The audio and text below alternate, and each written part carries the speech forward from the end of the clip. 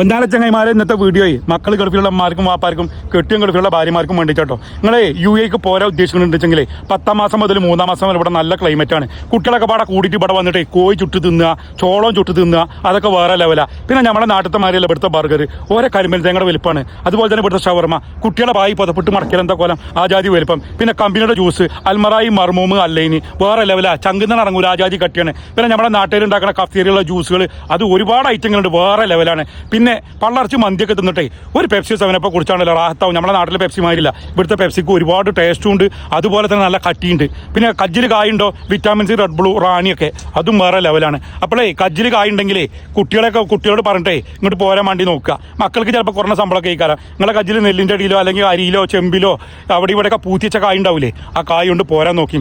ദുനിയാവ് തന്നെ ആസ്വദിക്കാനുള്ളതാണ്. സ്കൂൾ കുട്ടി പറഞ്ഞ മാതിരി ഐസ് ഉണ്ടാകുമ്പോൾ പൈസ ഉണ്ടാവില്ല, പൈസ ഉണ്ടാകുമ്പോൾ ഐസ് ഉണ്ടാവില്ല, ഐസും പൈസ ഉണ്ടാകുമ്പോൾ സ്കൂൾ ഉണ്ടാവില്ല, ഒക്കെപ്പാടെ ഒത്തു വരില്ല. എന്നാൽ ശരി, ഇനിയിപ്പോൾ ഈ വീഡിയോ കണ്ടിട്ട് എൻ്റെ കുട്ടികളെ ഇങ്ങോട്ട് പോരാൻ വേണ്ടി ധൃതി കൂട്ടണമോ. എല്ലാവരോടും കാണുമ്പോൾ കാണാം. ബൈ.